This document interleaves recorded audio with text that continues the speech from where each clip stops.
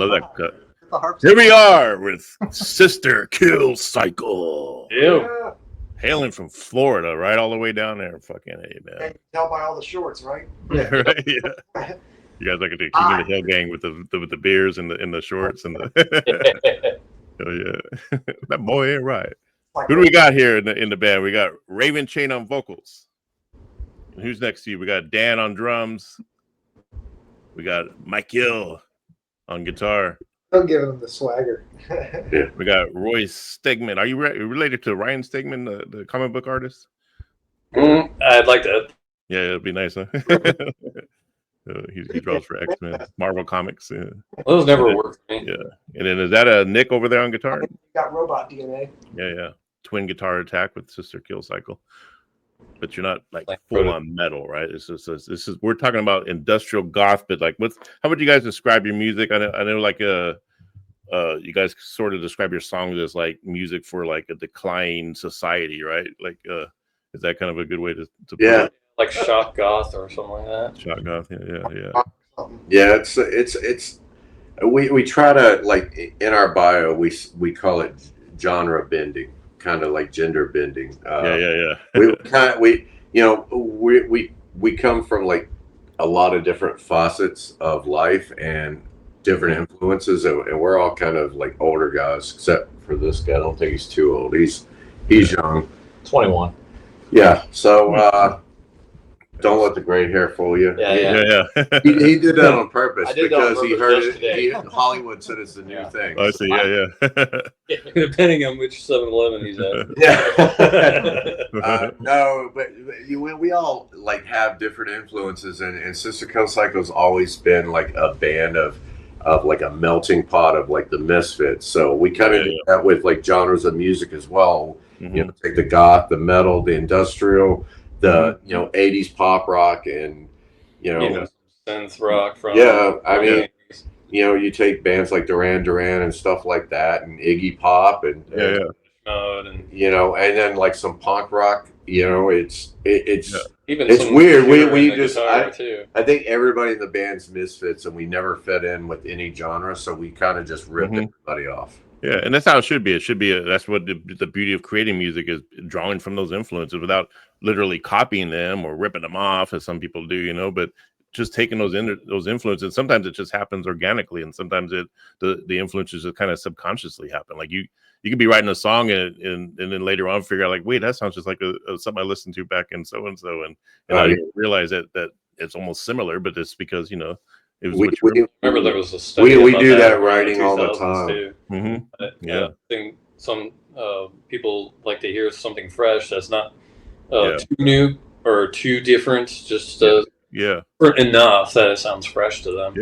Well, what makes a good song is basically when an artist can actually take something that sounds almost similar to like a song that was really big or whatever, like a popular song, but it's not exactly like it, but it's enough to where someone could be like, that sounds like something I've heard, but I can't pinpoint where it is, but I just love the way it sounds. It's catchy, and and that's kind of like what makes a. Now you're giving us too much credit. We're not that.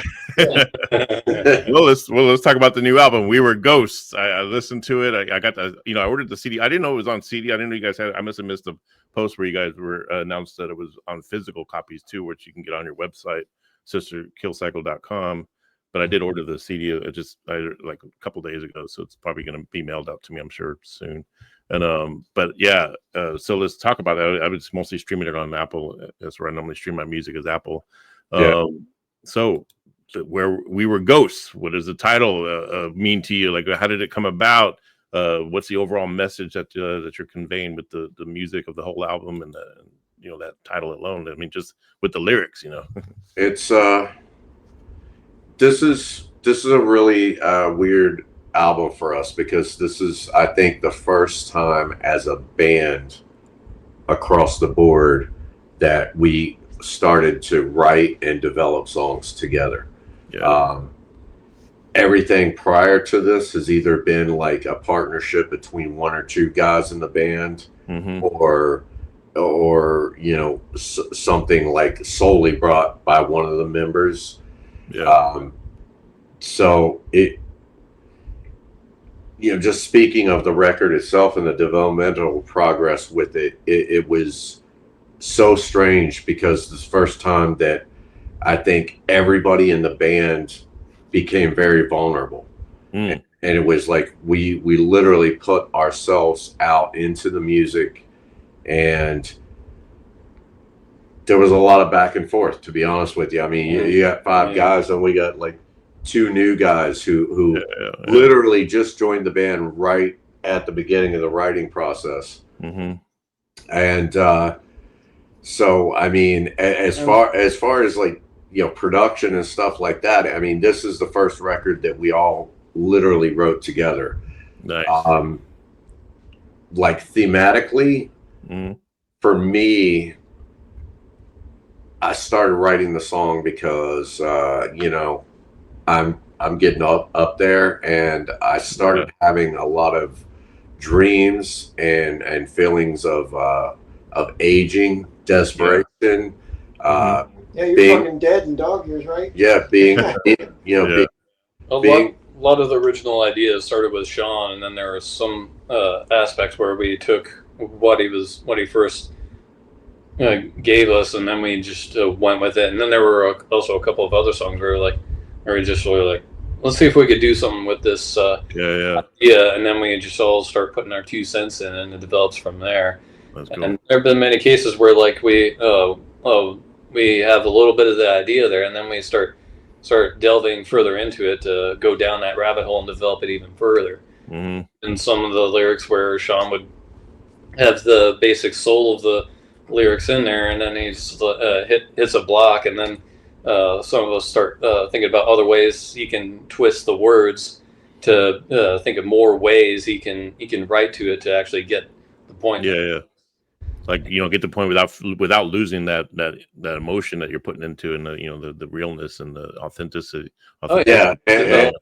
More. And it became like a ballet, like a very fine dance, because I personally, I don't like writing overcomplicated lyrics. I like my lyrics to be slightly vague and almost open to interpretation. So when a band hears it, they can become that song. I'm not telling them the street was red and I was there at 12:01.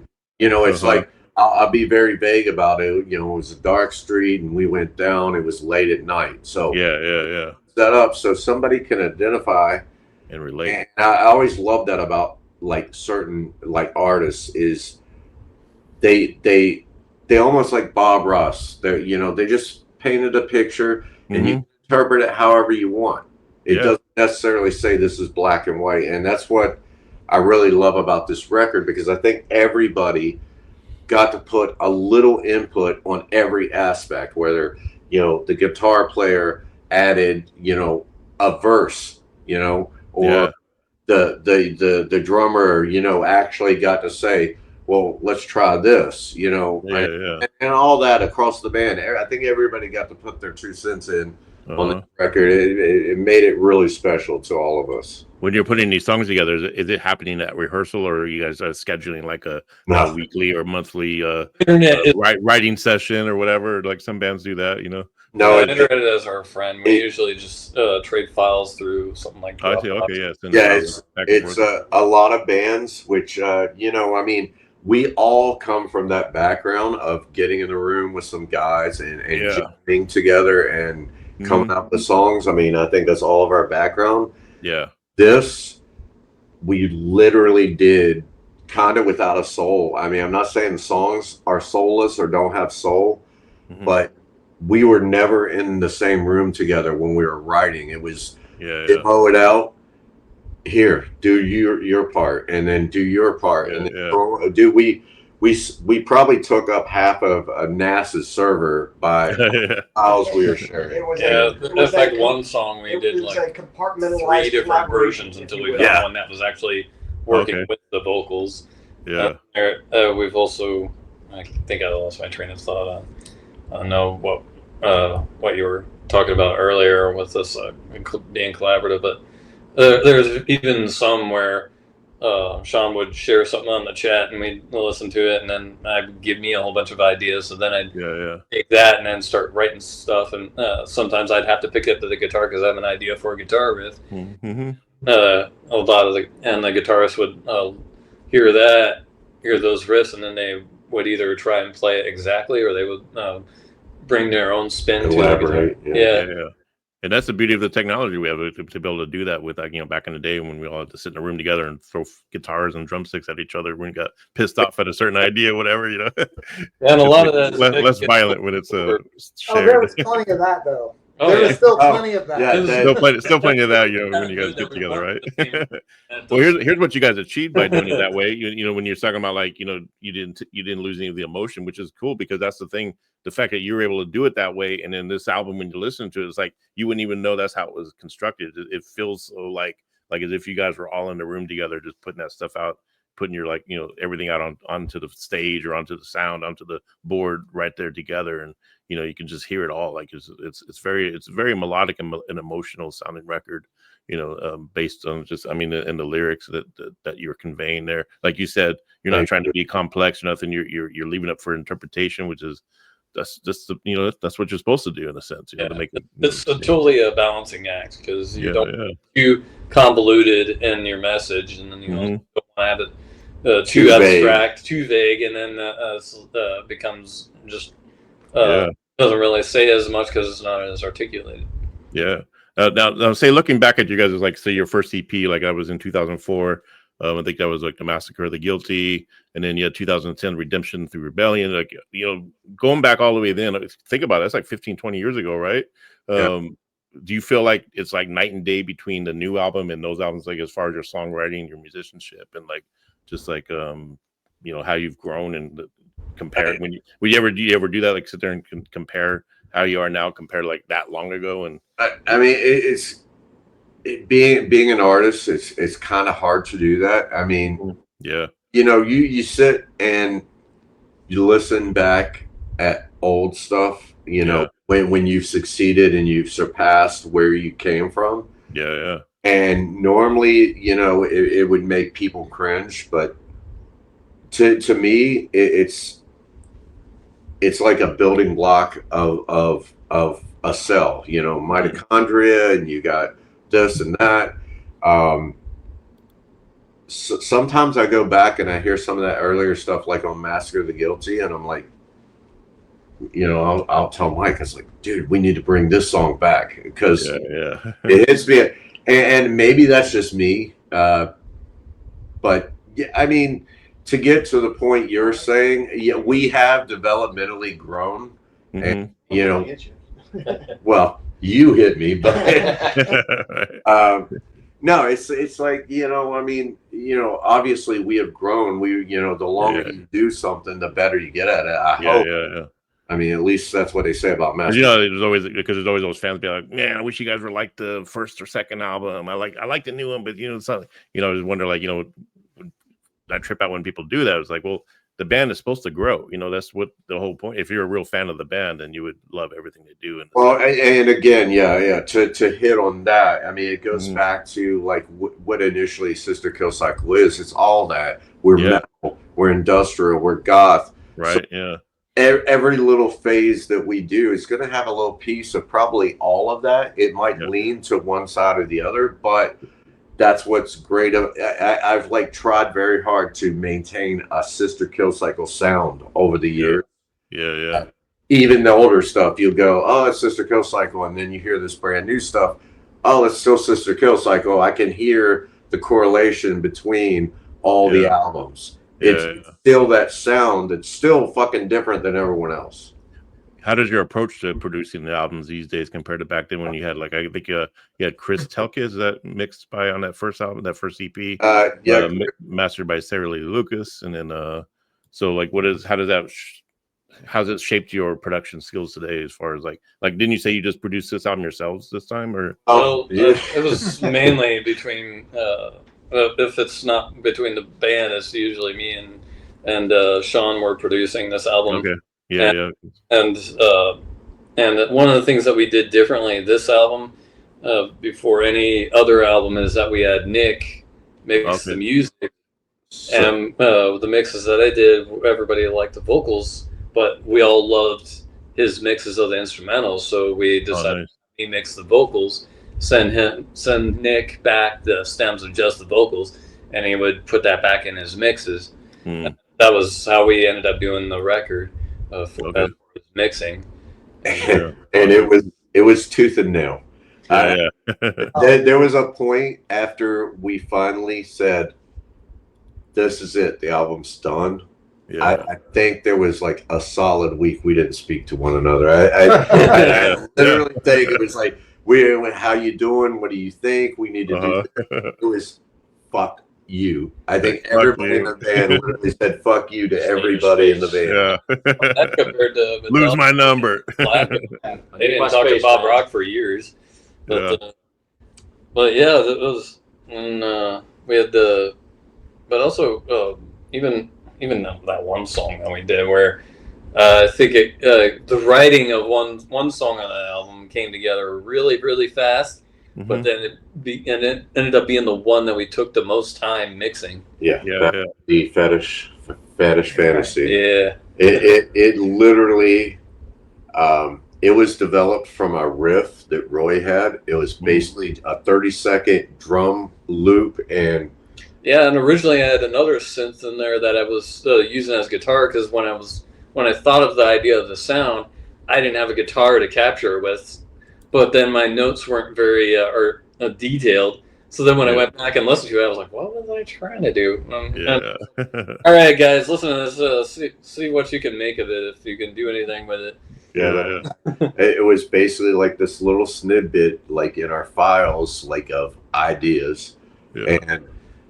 It just hit me, and I literally sat here and demoed pretty much the whole song out, and it was done in like half an hour, and I handed it off to the guys, and it was like, I think we had the whole song written in like a week. And that one happened pretty quickly. That was some songs that are like really they take forever to write, and then it seems like those songs that just come really quick are usually the best songs. There was one song on that album that took years to write. Well, that song, I heard it, and I went to sleep. Yeah.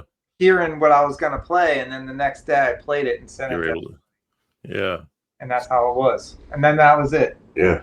And that was it. And there's so many examples of that, like Judas Priest. They said another thing coming was, they hated it. Yeah.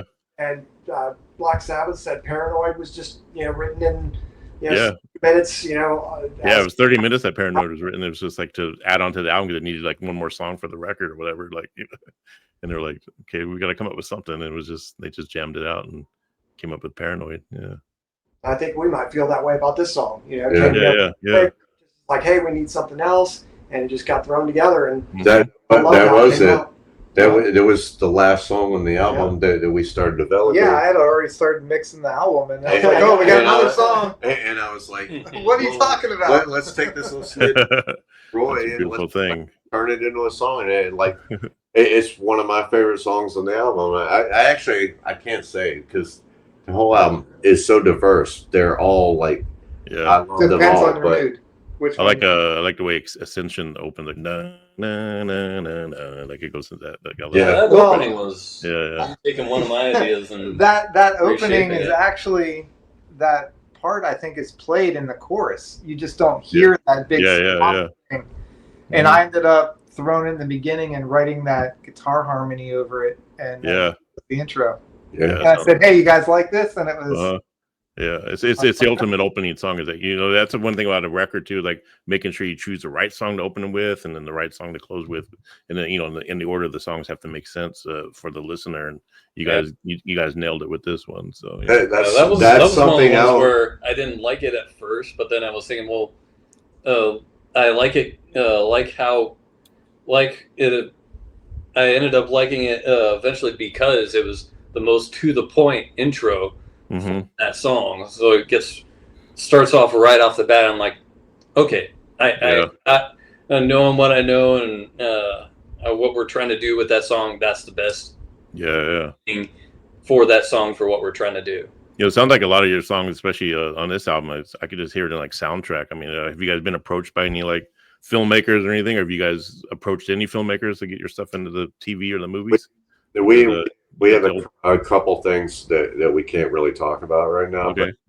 There's it's in the works. Several of the tracks we've been approached to be able to use for a couple of different like projects, I'll say. Yeah. That's good. Yeah, but the deals aren't secured yet, so it's definitely gonna open up. I can't really say what they are going to be used for. Yeah. But yeah, it's on the table. A couple of songs off the record will find their way in other markets. I'll just say that. Yeah.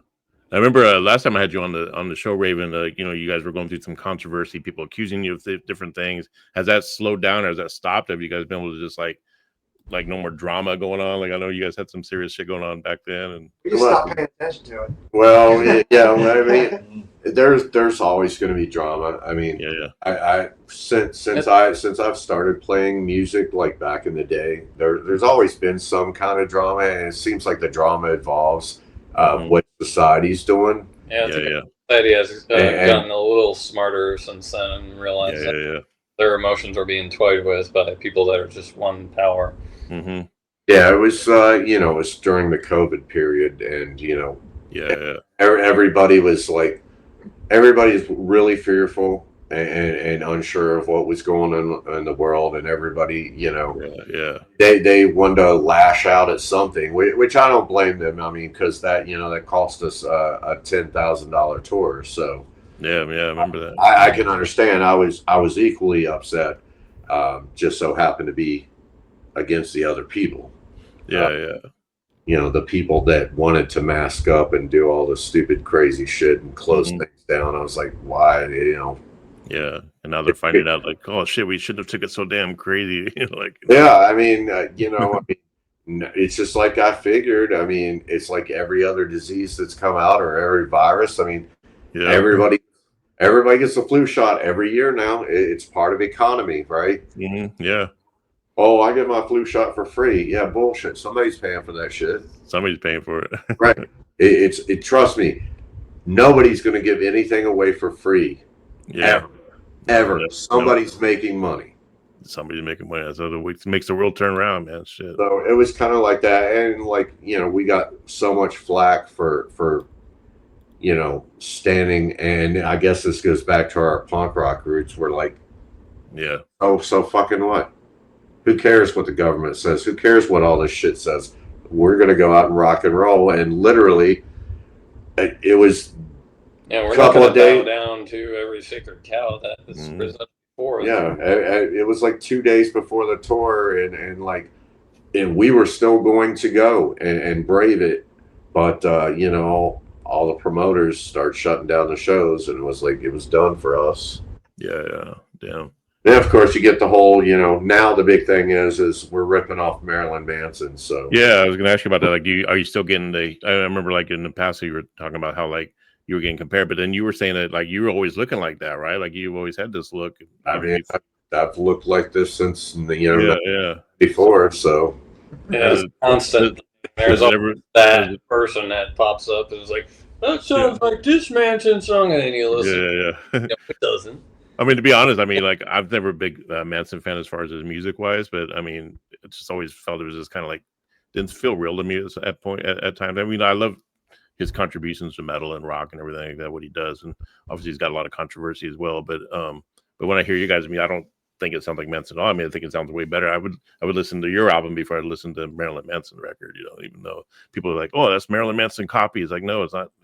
If you listen to them side by side, there's no way that you can. And that's the thing that's funny is like, I will even get these people and you can always tell who they are. They're the younger crowd who are, basically he's their god. They would bow down and suck his dick, male or female. It doesn't fucking matter. He can do no fucking wrong. Yeah. Which, don't get me wrong, I respect the guy. I think he's great. I think he's an amazing artist. I think he's contributed so much to artistry and music as a person. So there is no ill will there. Yeah. I think society is so blind now. and has no taste whatsoever. No. That they can't see past. Like, he's the original. Dude, if you want to go with originals, being Bowie, Kiss, being an older guy Cooper, who was like brought into rock and roll from a Christian gospel background, way before there was a Marilyn Manson. When I first saw Marilyn Manson, I didn't say, "Hey, this guy's innovative." I said, "Hey, he's one of us. He's one of Kiss, one of Cooper. He's part of the club." You know, he's part of Bowie. And to me, that wasn't like a bad thing that he wasn't exactly unique. He may have been a little bit more satanic and over the edge in the early days. But he was just another one of the club for me. They added to my repertoire of shit I loved. I mean, we felt like we play with and hang out with after a show. But now it's like apparently no one can be influenced or sound or look like Marilyn Manson because he's OG original. And that's the mindset of these people. That's kind of why I just tell them to fuck you. There was even a time period where the Manson was passed off as a Nine Inch Nails copy. Yeah, because obviously he was discovered, I think, by Trent Reznor. And I remember at the time when our band Will O Wisp was like, on the scene in LA, and like there was like Rebel, and all these bands were like real theatrical. We were the most theatrical. Like we were doing the shit like Marilyn Manson was doing way before he did it. And but some people would tell us that he had his guitar player would always go to these shows, and this was like right after he got signed or whatever, and he would take ideas and things like that. And there was like they released that EP, and there was inside the EP, there's one of his song titles sounds a lot like my drummer's because he wrote all the lyrics. Sounded a lot like one of his titles, and then the bass player was wearing like a bloody outfit, like a bloody like nurse looking outfit, and then I think it was who was the bass player back then, whatever that guy's name is. Yeah. But anyway, my brother who was in the band, he wore that outfit on stage a lot, and so I don't know. We just kind of feel like maybe he did take some stuff from bands, which is like you can't hate him on that if he's gonna take different ideas, but I mean the guy's he's just always been kind of, we sent them a demo like way back when he had his little fanzine in Florida before he even made it anywhere. Like we sent them a demo of our band and photos and stuff. So, and then we met him at some signing. He was like, "Oh yeah, I remember you guys." I was like, "Okay, I bet you do, man." But I just never was a fan of his music. His voice just kind of annoyed me. It was like vocal fry vocals and shit, singing with the vocal fry. But enough of Marilyn Manson, man. Yeah, that's enough. That's all he gets in this interview. Giving that guy too much promotion, man. So you guys have moved on from all that good stuff, and it sounds like you guys are in a really good place musically, visually. Tell me about your stage show. Like, I know that you pride yourselves on having your self-made light show. What's the stage show like these days when you guys are playing live? Well, we kind of stripped down the light show to be built at a later date, but we've been focusing on making the sound even more, even better, even improving some of the setups so that it's also a lot better, a lot more entertaining. Even the older songs that we've brought back, we've made some changes to the arrangements so that they're more updated and more consistent with that new material that we've been working on. So it's so a lot of people that have seen us play some of these older songs before, I definitely would suggest them coming again to see us live, because some of the songs we've had so many more good ideas since then that we've wanted to play live. We kind of like, as far as like theatrically, I mean, we're still like a very energetic, like across the board band. I will always love the theater and stuff like that, but I think honestly, I mean, something about this album like just got to all of us, and we really enjoyed playing music again and being a band again. And I think that reflects of kind of how the stage show is now is we're literally more of a band on stage without like the gimmicks of like strobe lights and like fire and chicks on stage that we're kind of known for. I think we're like a stripped down rock and roll band, like enjoying playing together. Yeah, but yet you still have that cool image. At least you still have that kind of cool looking image on stage. That's one thing you always want to keep, right? Like your stage presence and like the stage. Yeah, I mean, and that's kind of thing. It's kind of like our goes with the music, our defiance to like keep that stage. Yeah, even if not all of us are wearing the white makeup that we used to. Yeah. Still gonna be like gothed out. That's just our middle finger to like basically. It's like we are darkness, we are the shadows, we are the sadness, we are broken fucking toys on Misfit Island. Right. And you'll never see us in Hawaiian shirts or fucking flounder shirts with fucking trucker hats on and shit like right? I got a Hawaiian shirt. But on stage, it's all black. It's all black, right? Shirt. Yeah, this is kind of one. It's a Black Sabbath, like it's kind of a Hawaiian shirt. But Florida stuff. Yeah, it's a full-on Hawaiian shirt. Hey, Mike Gill on guitar, man. Who's some of your influences growing up, and when did you start playing guitar? I mean, of course, Iommi. Yeah. It's one of the biggest influences. I really love Venom as well. Thought Mitch was a really great guitarist. Like for kind of newer bands and like the aughts and shit. Like I really love Virus with Dope and Greg Trebet with Mudvayne. Yeah, it's funny that you mentioned Black Sabbath. That was anybody that's heard the end of Into the Void. That riff was heavily inspired by Black Sabbath. Oh yeah, okay, yeah. You guys had a song called "Into the Void" on that album, right? Yeah. That's what you were saying. You said wrong. But I mean, it's not related to that song at all. But definitely really strong riff. When I first saw the title, I was thinking, "Oh, cool, they do a cover of "Into the Void," but it wasn't the song. But that's cool though. And that was just by chance too. That was not. We weren't thinking of Black Sabbath when we thought of the title. Yeah. Did any of you catch the Back to the Beginning live stream? I made sure I woke up at 7 a.m. that morning and watched it all 10 hours of the sucker, man.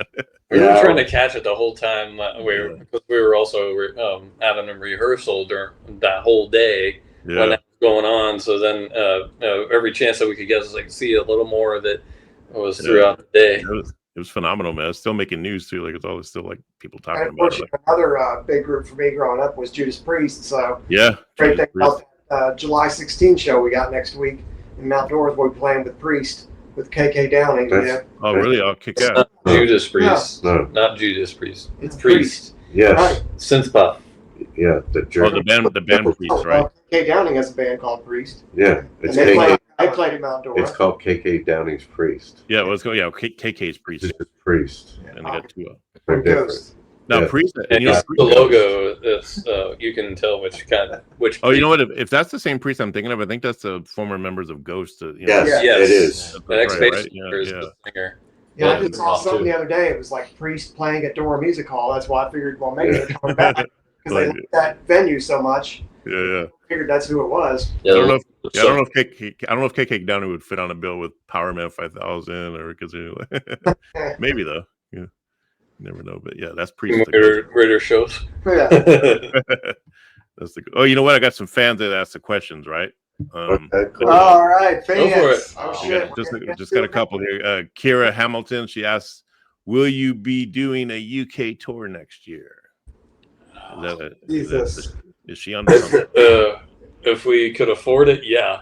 I mean, we're down. It's just we gotta have the right logistics. Well, if we're not in World War III at that point, right? I know. Yeah, we're getting there. What's the biggest challenge of getting over there? The biggest challenge is honestly monetarily shipping like our gear over there, or finding the right gear over there.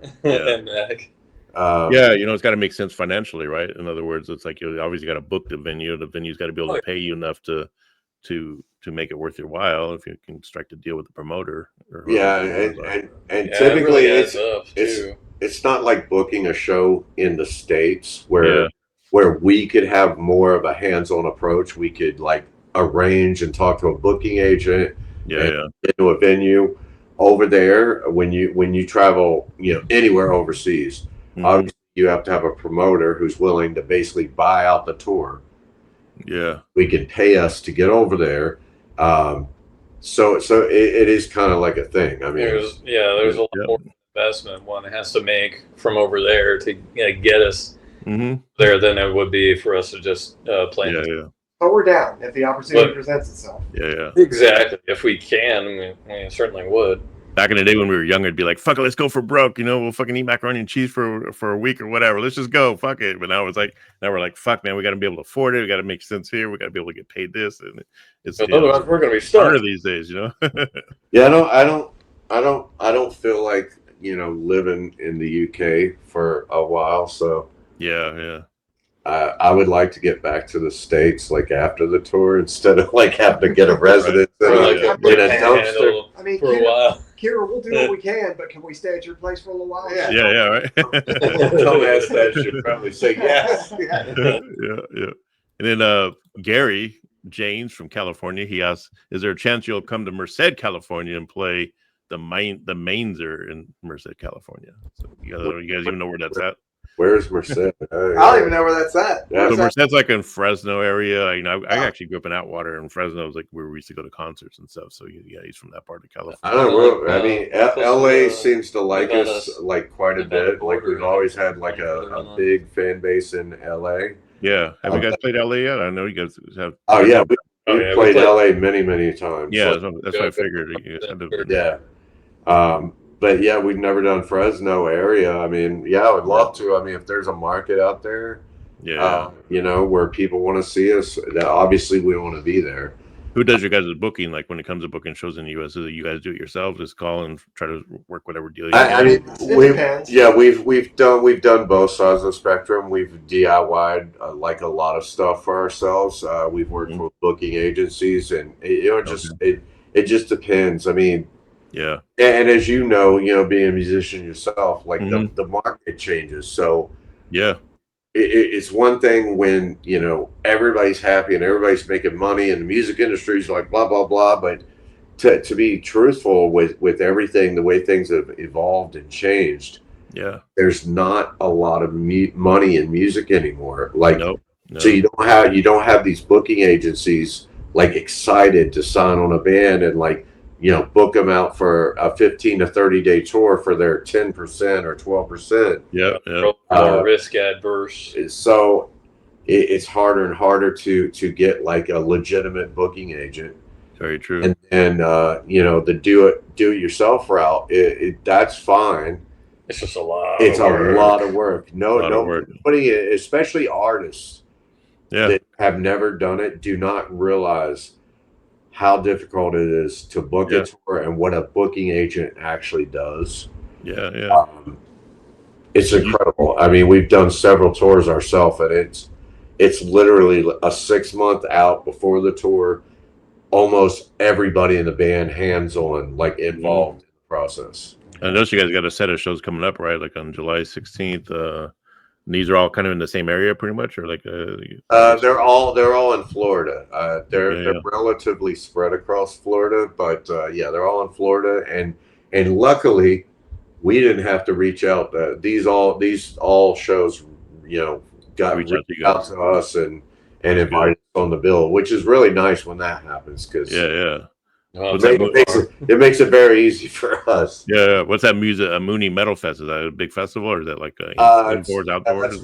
That's gonna be like a 2-day like rock and roll metal. It's called Metal Fest, but it's got a bunch of different bands on there. So it's gonna be a lot of bands like over 2-day period. I think the first day is like 2 p.m. until 2 a.m. Like music nonstop, and then the Sunday, I think there's going to be at least 8 to 10 bands on Sunday. So it's going to be unique. Jason Mooney from Skin Harvest is actually the drummer. Is put it together, and it's like pretty cool that somebody in the bands are actually doing something to make music happen, because a lot of people aren't anymore. Yeah, most people in bands don't really do anything to make music happen anymore. Yeah, no. I mean, right? Well, live music. I'm just funny, yeah, live. It's got to be live, no AI shit. How do you guys feel about these AI fake bands coming up on the scene? And I mean, it's just like, it's crazy. They need to make this. They need to have this disclaimer, man. I've joked about it with this album where we wrote everything ourselves, but then joking about like, oh yeah, we use an AI called "You're Wrong." Yeah, yeah. The sad thing is, I bet there's going to be people listening to your record and ask you like, "Oh, I bet this is AI." You know, so you can't even really put out real music without people thinking because nobody's being transparent about it. We like you and I know, and your fans know that you guys are really doing it. But it's as far as like I've been tricked a few times on YouTube or whatever, and then like luckily they'll disclaim it, which I don't mind. But I think like Spotify putting that fake band out called the Velvet Underground or whatever they're called or the Velvet Sundown. I just it's just like that today where it's like the whole band's not real and their producer is like it's like all AI. I'm like, and the sad thing are people that liking that shit, and it's like the more they like it, the more that shit's gonna be. So what they need to do is create a separate category because there's no way that should be considered actual music. I've heard because I've seen guys at least be a label on it saying AI. Yeah, this is AI. Don't trick people to make. The real question comes down to who's making money off of it. Yeah, I was saying because they're going to obviously how making money. Making money off of it, and why would they want to make money off of it? And the music's actually ripped off from all the different music on the line, so they're taking shit from all of us. All of our shit that has our music online, and wouldn't you be pissed off if they started training their AI on our music and now not getting a dime of that? Luckily enough, nobody likes us enough for AI. But we're good on that. Yeah. I told AI people, I go look. If I hear a song that sounds like it's going to be a hit, then I'm going to re-record that song myself. If it comes a hit, you're not going to get no credit, no royalties or nothing. It's going to be real instruments, real vocals, and And there you go. I know a DJ that does that where he would start on his material with AI, but he said the production quality and the sound quality was too bad for him to want to release as is, so he would just use that as a starting point, and then he would redo everything himself. And which is okay. Like if you're gonna use it for like song ideas and things like that, but like for people to just put out there and say I'm a songwriter, and it's like no, all you did was you fed a prompt into a computer. That's not writing the song, Yeah, like they're on Instagram and they're like, oh, I'm a model. Yeah. The other thing that I'm worried about is the likeness, like where they're talking about using like a voice of that and then putting it to music. Oh yeah, they were talking about doing that with Prince. Yeah, all kinds of stuff. Doing that. Yeah, it's crazy. There's an artist. I thought I heard some new Billie Eilish music. I like Billie Eilish, and I thought I heard some new music from her. And it's got a check mark on YouTube and everything, but it's going by just Billie. And they release all these songs every day, and then I listen closer, like, oh shit, this is AI, man. But fuck, man, if I was Billie Eilish, I'd be like taking that shit down. But that reminds me of that crazy IP case that Tom Waits sued Coke for having someone do the song in the style of his. Yeah. He won that suit against Coke because he had such a unique. They wanted him to do the song, and he was like, no. And then they decided to go have someone imitate his style. Oh, okay. And he realized it was like so similar. It was like, oh, I'm not gonna let that fly. Yeah. But that was in the 80s. Yeah. What about you, Nick, on guitar? Like, who's your influences? When did you start playing? Oof, I am like completely on the opposite. Like, I started playing. Actually, I wanted to be a drummer. Yeah, and you look like a drummer, kind of. Well, I wanted to be. I still want to be a drummer, but I'm not good at drums. But like, so I think I was around 14. I said I played drums in a punk band. They all left the gear at my house, and I started learning how to play guitar then. Okay. And that's been it. But I'm the punk influence. Like so like you're influenced like a lot of the punk musicians and stuff. Yeah. So like I don't really have an influence who influenced me like my guitar style. It's just been like. It's actually been more the opposite. Like if I don't like what you play, I'll make sure not to play that stuff. Yeah, okay. I'll stay away from that. Like I don't like what you're doing. I'm not doing that kind of crap. Well, that's a cool dynamic, Album, you're like, this is slower than what I'm used to everything playing. It feels slow to me. So. But that's it, man. I don't really have like influence, like guitar influences like that. Yeah. You just plug in, you feel the energy, you plug in and you play, and you just that's what whatever came out of me, Yeah. Which is what punk is about. Punk's not about idolizing certain musicians. It's all about it's just the music and the attitude. I was just telling Daniel a little while ago, like, I'm one of those, I don't know songs. Like, I'm not one of those guitar players. You couldn't be in a cover band. No, like, I have to sit and learn songs. Like, I don't know songs. Like, I always wanted to write songs. I never wanted to learn songs. Yeah. But obviously you could hear music, right? Because you got good ears, I would imagine. And I feel like I can pick it up pretty well. But it was one of those things. Like, I just didn't want to learn other people's stuff. I had a lot of friends that were really talented that could play other people's songs, but when they would write their own, they sounded like all the people that they were playing, and I never wanted to do that. You never want to do that. Yeah. That's good. I've also, from the prog metal background that I came from, there'd be a lot of these bands. In fact, even the band I was playing in, where, they have all the chops and everything, but when it came down to actually writing their own material, then it's just like, it seems kind of meh. Yeah. Very bland or I feel that way a lot about Yngwie Malmsteen. You know, like, he's talented, but he's never written a song that made me feel anything. Yeah. I like his vibrato. I love when he does play a lot of the same kind of runs, but I love when he bends the notes and he just put like a lot of. I like his rawness. That's only. He's phenomenal, but like I say, he doesn't make me feel anything. Yeah. Like Mozart was the superior musician compared to Beethoven. Exactly. I'd listen to Beethoven on any given day over Mozart. There's so much passion and fire in his music. Yeah, you can feel that, right? Yeah. And Roy, like, so you being a keyboard synthesizer, has that been your main instrument all the time, or like did you start with a different instrument? Like, and who are your influences? Oh, I went across several different instruments. In fact, I think the first instrument I learned to play was bass. Yeah. Inspired by Cliff Burton and Metallica. Nice. Eventually, I started getting into more of the black metal stuff and started getting into music and death metal and stuff like that. But then black metal started becoming less about tuning as low as possible and actually get more melodic. So then as I was getting better at guitar, I was then experimenting with keyboards.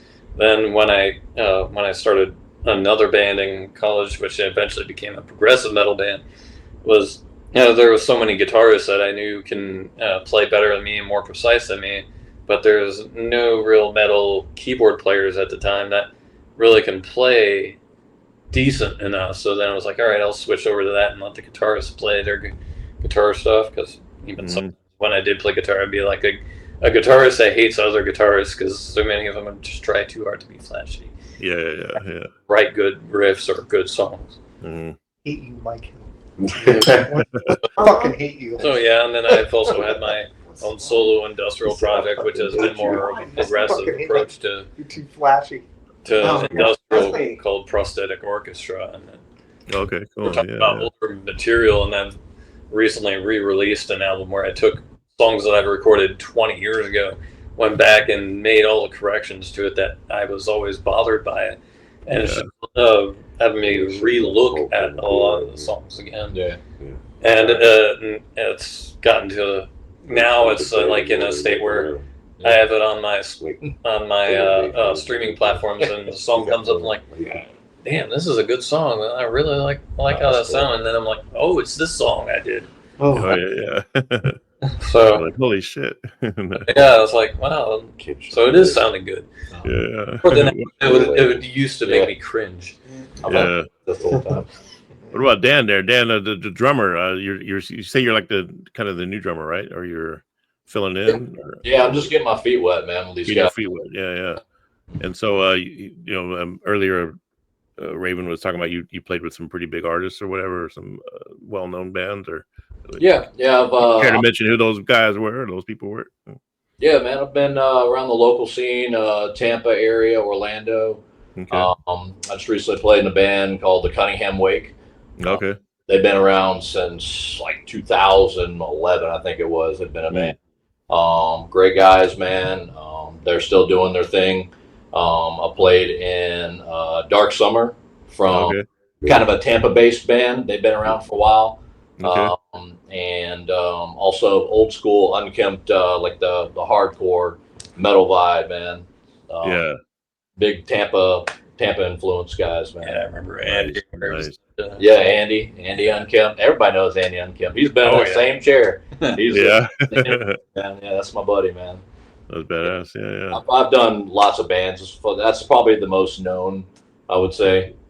How long you been playing drums, or what got you into playing drums? Or was there a particular drummer that you looked up to, or did you just well, I've been playing drums ever since I was a kid. I was breaking those little Toys R Us drum sets, or Woolworth drum set, if you will. I was breaking those heads back in the day, man, and I really didn't get into it until like 6th grade, man. And it started with beginning concert band, symphonic band, jazz band, and then I started to get into the marching aspect of it. And I started playing that. I did the snare and the quads and stuff like that, and marching drum line.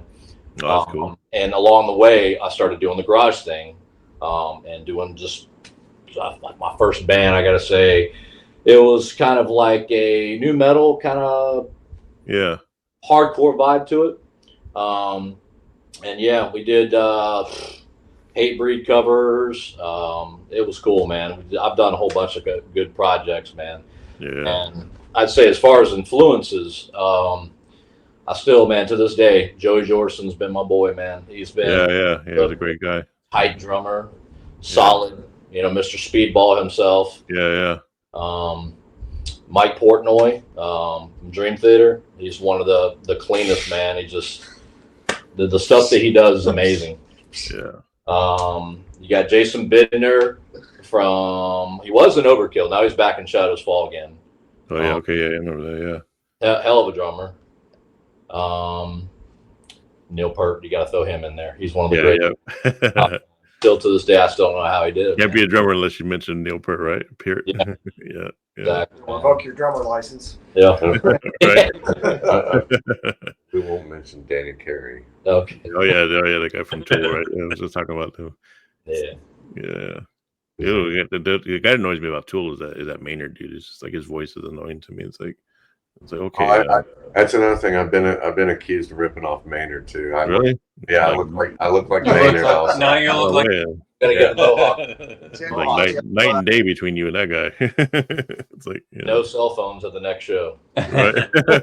What about you? What about you, Raven? Aliens come out and take pictures of you. Yeah. What about you, Raven? Influences of singers, or what got you started singing? Like, when did you know you wanted to be a rock star?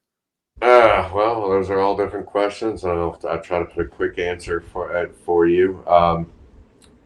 I knew I wanted to be a rock star. Like I think it was like 10, going on 11 years old, and like I said earlier, I come from like a Christian bluegrass background in West Virginia.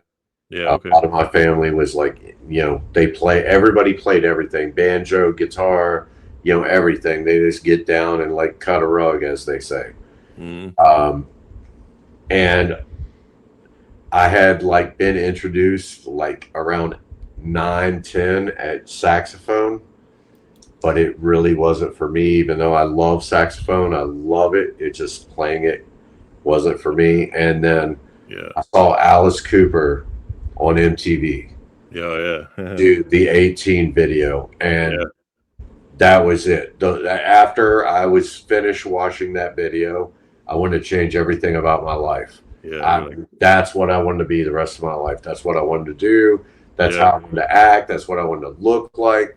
So I pretty much literally changed my life at that moment to follow that dream, that passion, that look. And I started out as a guitar player. I wasn't a singer. I have a pretty deep voice, but I never really cared for my vocals. I wanted to play guitar like Jimi Hendrix or like some of those guys, and mimic those noises, and that's pretty much how it started out. Self-taught. I didn't take lessons or anything like that.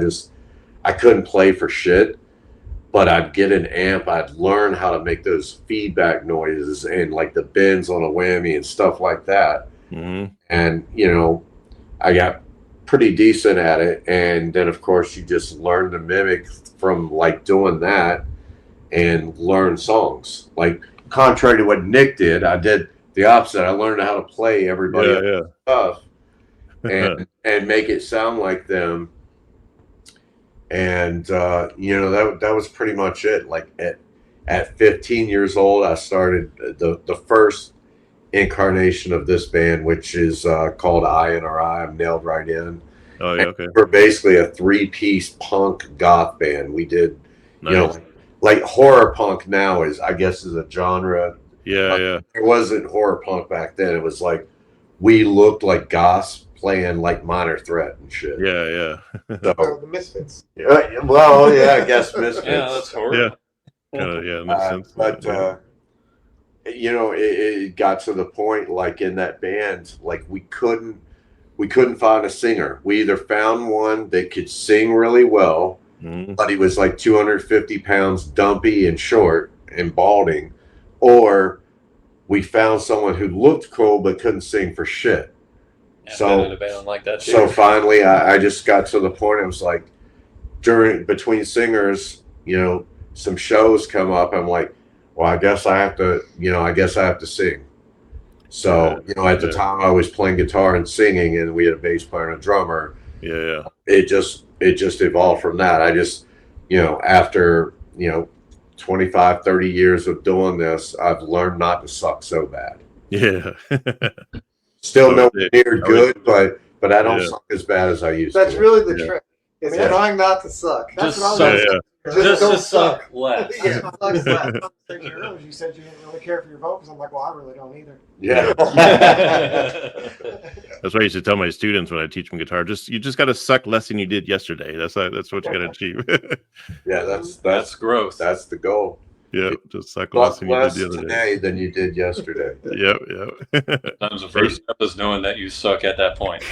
And don't let it stop you.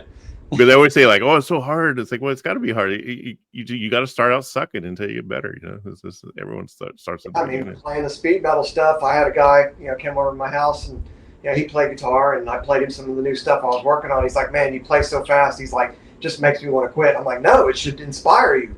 Yeah, exactly. Perfect, you know? The only thing that makes me want to quit when I see those little 10-year-olds fucking do like parade drills and shit. I'm like doing shit. There's no way I ever learned in like 10 or 15 years that those kids are doing. You can always ask them to try and write something. To learn that. Yeah, little virtuosos and shit. I'm like, okay, put my guitar down today. It's always been more of a field player myself. Yeah, me too. Like I always consider myself as a really sloppy guitar player, but it's sloppy because I just love just rawness. I love improvising. I don't like playing the same shit twice as far as solos. If I write a solo, it's going to sound different when I play it live or whatever. It's just like, and I like guitar players that do that. I like to hear. I don't want to hear it like it sounds on the record. I want to hear some different shit going in there. Like, you want to hear the key parts, the melodic parts, or the catchy parts, but you want to hear those little like intricacies or whatever. That's just like, you know, makes it different. And because otherwise, why not just stay home and listen to the record? You know what? You know, exactly. It's like if you want it perfect, save yourself the money and just go listen. Yeah. I trip out on guitar players that learn other guitar solos note for note. Like, you know, like I've been trying to learn that fucking Bark of the Moon solo forever. Yeah, I just can't play it perfect like everyone else does. Yeah. But I just put my own spin on it. Say, fuck, this is how I would play it if I was an Aussie. You know, fuck it. Kind of remember one of my favorite live Ozzy albums, which is the Randy Rhoads tribute. Yeah, hearing him shred and like being so used to hearing everything perfect, and I listen to that, and I hear him flubbing, but it's like he knows how to do it where it's not a showstopper. It actually feels natural. Just sounds natural. It sounds cool. It's like it tells you that he's playing live. Good. Yeah, he's playing live. Now you guys have been known as the world's most dangerous band. How do you live up to that in 2025, and what's next for Sister Kill Cycle? Keep pushing the boundaries. Definitely bending genres is what makes us pretty dangerous. Yeah. The fact that you bended the genre bender. We're not Guns N' Roses though. Yeah.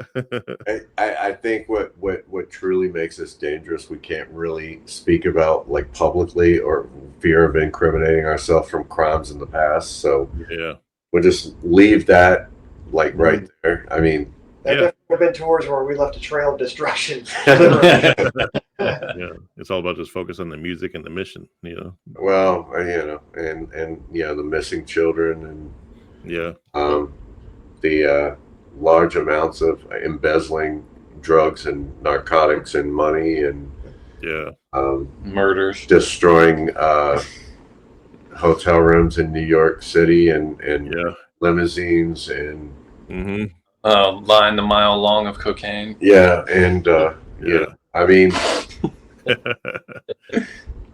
yeah, I mean, yeah, we're too old to be dangerous now. If the FBI, we have learned from all of our mistakes, and except for the conformity part. Yeah, we refuse to conform to anything that you put forth. We won't do that, but we won't like a form of conforming itself. No, we're not, because we refuse. That's contrarian. Yeah, we're not going to do any of that. That's good. What's a good message you got for your fans that are listening right now, watching you guys right now? Don't kill yourself. Don't kill yourself. Even if you feel like you have no other choice. Something that's always kept me like on this side of the knife or the gun is I hate someone out there bad enough to stick around to make their life miserable. Yeah. So if you feel like your life sucks and you have nowhere to turn, dude, you never know. The thing to think about it is you are not going to escape the Grim Reaper. But why give him his day earlier? Like, make him fight for it. Make this world fight forever doing you wrong. Give a reason to stick around and be a thorn in someone's side. Exactly. If for no other reason than to just be a shit to society, stick around, because life, you never know. Every day is different, and you never know what's going to happen right around the corner. I've seen so many people who are like fantastic, brilliant, beautiful people, but felt like the world was like too hard to fight. And they were literally right around the corner from success, from the biggest success of their life, or the biggest decision or change in their life. And it's really sad to see, because if they could have endured a little bit more, if they would have had a little bit more support, they would have overcome and become something that they didn't think they could be. And I think everybody has that opportunity. I think as long as, you know, that's the time where it's acceptable to be bullheaded and stubborn, is you're alive. You have a choice. Opportunity can happen, but once you decide to end it yourself, there's no more chance. There's no more opportunity. Every day above ground is that opportunity to make it happen. You know, it's just like a lot of people don't get that next day above ground, you know, because, you know, try to look what's going on in Texas. You know, people didn't even expect that flood to happen. And, you know, and hopefully you guys don't have any fans that were caught up in that. I mean, up there, because you guys got fans.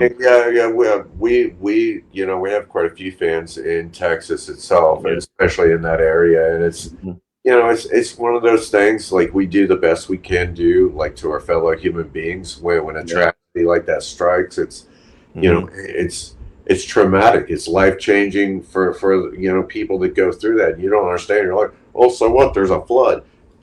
Your entire contents of your home and house that you have worked 70, 80 hours a week just to support is gone. And then what do? It's pretty traumatic. It's life-changing. So, I mean, we do the best we can do, you know, for our fans. We help out, like, monetarily if we can. Of course, you know, there's prayers and well wishes from everybody in the band who, you know, doesn't necessarily pray, but we just try to put positivity out there where we can and inspire people. Good way to do it. Yeah, definitely. That positive energy goes a long way, especially. Look at you guys got Sister Kill Cycle merchandise. Go to the website. This is so far. This has not been technically released yet. This is the Sister Kill Cycle R&D department. Basically, we come up with ideas, we throw them out. Instead of paying a marketing firm or anything to do the job for us, we just kind of see what the fans think, because ultimately, our fans are like a true bearer of North for us. If they dig it, we're like, okay, even if we don't like predominantly like something, if they like it, we're gonna go ahead. Like that, the middle shirt, the logo shirt, one of our fans suggested that, so we're like, all right, we'll make a shirt out of it. And And so far, it seems like everybody wants all 3 shirts, so they'll probably all 3 out for this year's. So those are the prototypes for now, but at some point they'll be able to get them on your website, right? And yeah, probably pretty soon. Yeah, that's good. So everyone knows that. Don't spend your money yet. Wait till that stuff's official, and you guys can. But there's other stuff on your website. Obviously, your CD, right? Like, is it coming out on vinyl too, or is it just a CD? Yeah, we're in talks about doing a run of vinyl. Vinyl, but yes, there will be vinyl. We haven't decided yet if we're going to do like a special edition or a limited run, or how exactly we're going to do it. We're talking to a couple companies right now in our record label to see what we're going to do. Whether we want to make it like available to everybody for like an unlimited amount, or if we want to do like a short 100 special copies release or something. Yeah, you could probably just do like a limited at first and see how it goes, and then just go from there. Obviously it makes that first run more valuable to the collectors out there when it's a limited run. Yeah. Especially versions of some songs too. Yeah. Cool.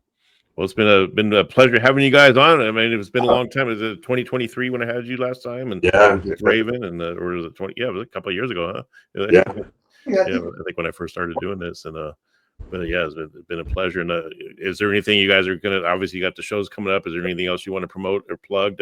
Any new videos coming out, or a single that you're working on for a video? We're trying to get a video together right now. Yeah, we're set to shoot next weekend. Yeah, we're working on actually the video for "We Were Ghosts." So the first thing off the record. Yeah, we wanted to do kind of in the style of what people have like grown accustomed to. Is Sister Kill Cycle doing more like a theatrical movie style? Video. Yeah. You guys do have. I don't know. Again, with this album, it's like we're going to explore. Also just let the song be on itself, but then give a visual aspect to it. That's still where our ideas were. Yeah, I mean, you guys have always had those really good visual videos anyway. Like, you guys are always good with your videos. I mean, they're professional looking videos, like not some local band videos that you normally see out there. You guys actually put your work into it.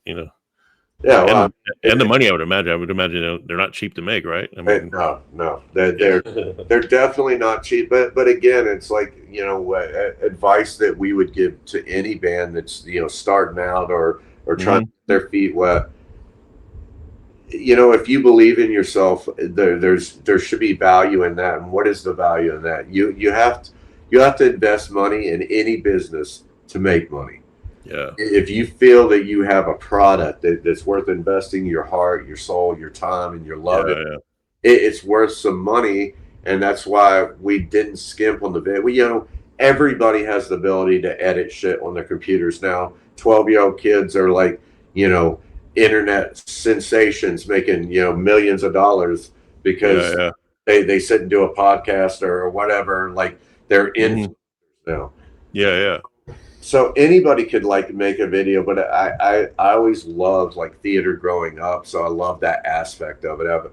I love like doing the acting.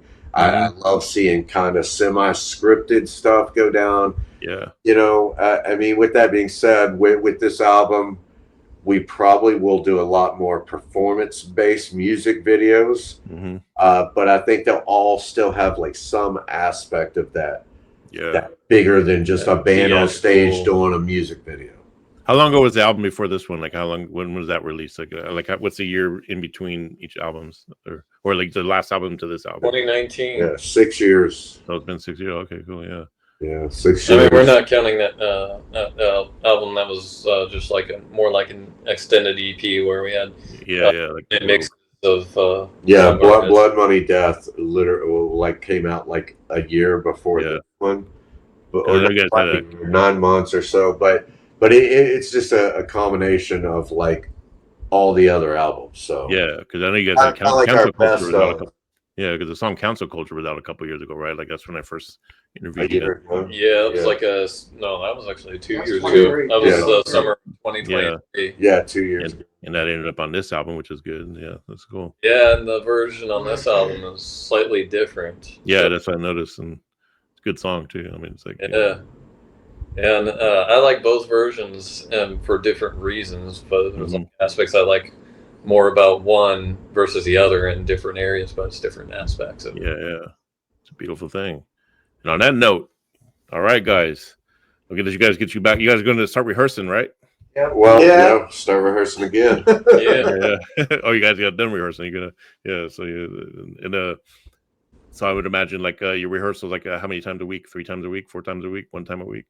About once a month. Oh, once a month. Okay, cool. Yeah. All together. If we're lucky.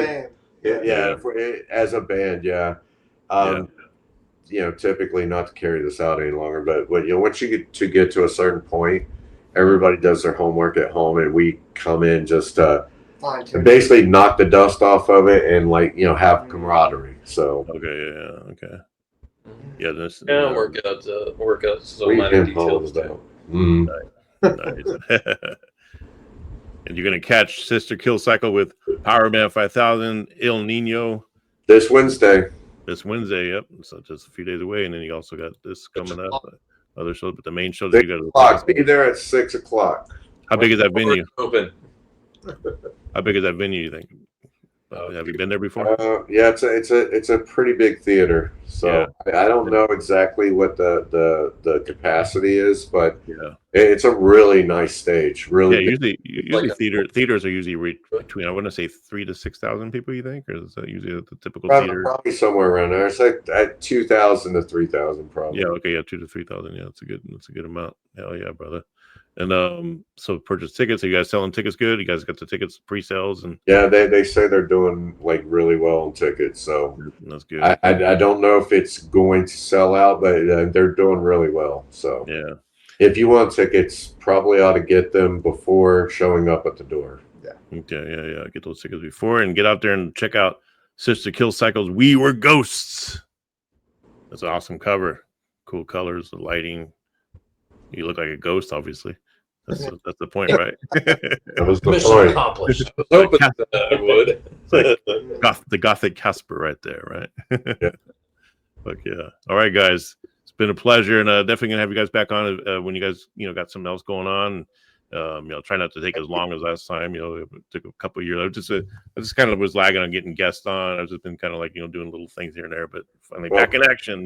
Well, we'll try to do something relevant more soon. yeah, definitely. And so it's been a pleasure, and like I said, thank you guys for doing this, and and just like I say, break a leg, right? As they say on that show, like don't break your legs, break the fucking audiences, like mosh pit and shit, man. Get the mosh pit going.